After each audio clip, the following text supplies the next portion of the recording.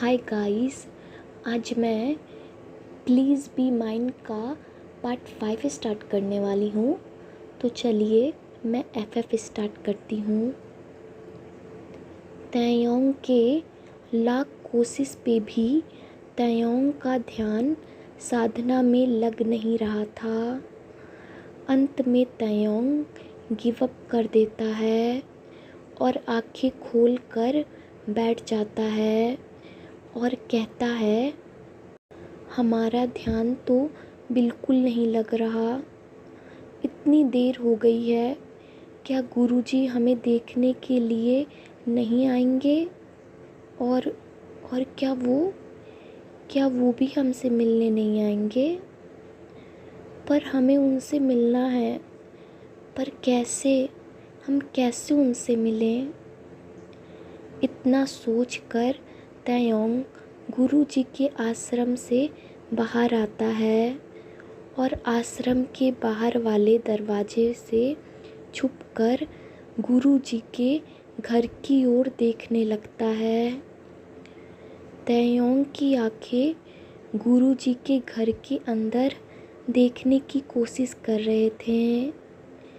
गुरुजी का घर का दरवाज़ा खुला था।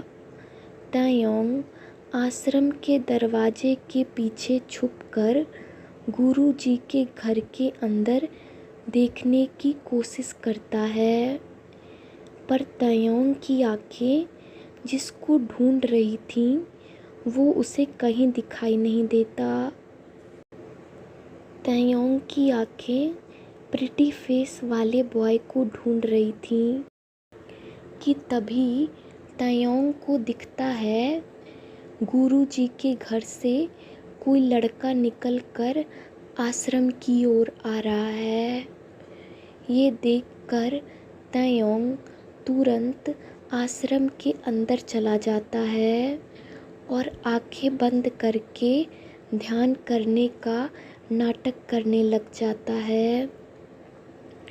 तैयोंग बंद आँखों से भी किसी के आश्रम में अंदर आने की हलचलों को सुन पा रहा था।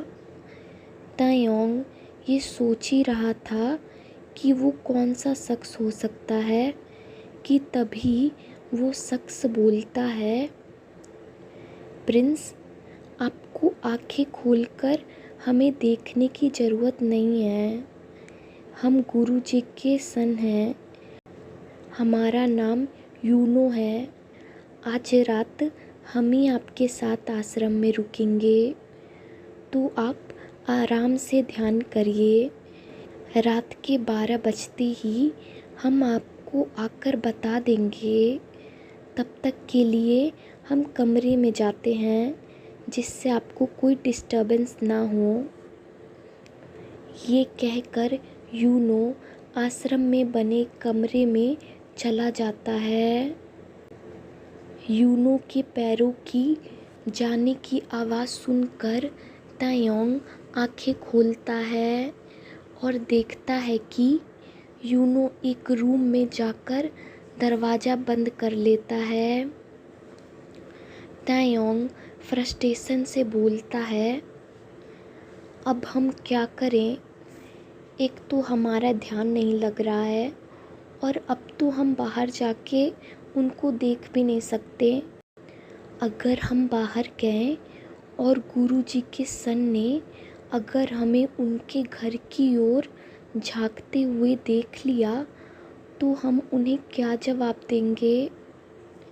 लगता है हमें 12 बजे तक इंतज़ार करना होगा। पर अगर वो सो गए तो? नहीं, वो हमारे फ्रेंड हैं। हमें उन्हें कल हमारे इंगेजमेंट में आने के लिए इनवाइट भी तो करना है।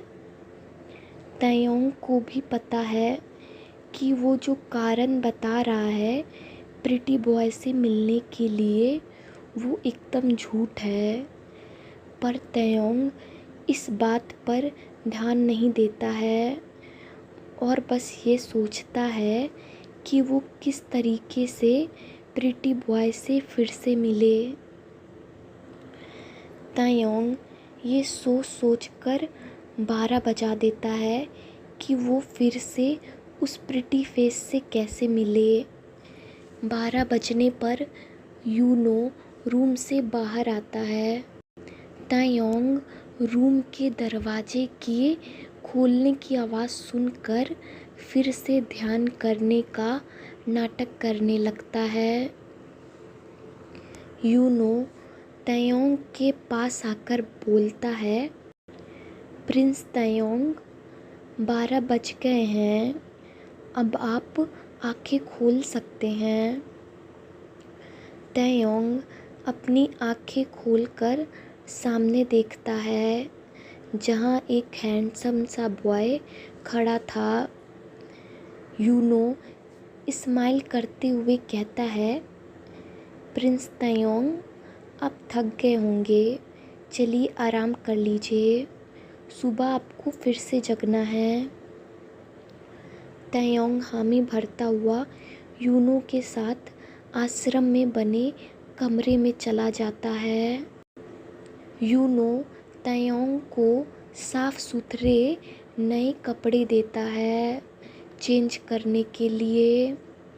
तायोंग यूनो द्वारा दिए गए कपड़ों को पहनकर यूनो के बगल वाले मैट पर आकर लेट जाता है। पर तायोंग के दिमाग में सोने की जगह कुछ और ही प्लान चल रहा था। तायोंग थोड़ी देर बाद मैट से उठकर खड़ा हो जाता है और बाहर की ओर जाने लगता है। यूनो को जब तायोंग के जाने का आभास होता है तो यूनो आंखें खोलकर पूछता है, कहाँ जा रहे हैं आप प्रिंस? तायोंग यूनो की नींद से भरी आँखों को देखकर कहता है, हमें सोने से पहले टहलने की आदत है, तो हम बस बाहर टहलने के लिए जा रहे थे, वरना हमें नींद नहीं आएगी। यूनो सर हिलाते हुए कहता है, ठीक है प्रिंस तायोंग, पर आप ध्यान रखिएगा कि आप आश्रम के पिछले हिस्से में ना जाएं, वहाँ से जंगकुक का कमरा आपको दिखेगा, इसलिए आप उधर मत जाइएगा। इतना बोलकर यूनो फिर से सोने लगता है। पर तायोंग यूनो की बात सुनकर फ्रीज हो जाता है। तायोंग मन में सोचने लगता है, उनका नाम जंगकुक है, हाँ पक्का उनका ही नाम होगा, इतना सुंदर नाम सिर्फ उनका ही हो सकता है। तायोंग अब बिल्कुल भी देरी नहीं करता और आश्रम के पिछले वाले हिस्से की ओर जाने लगता है।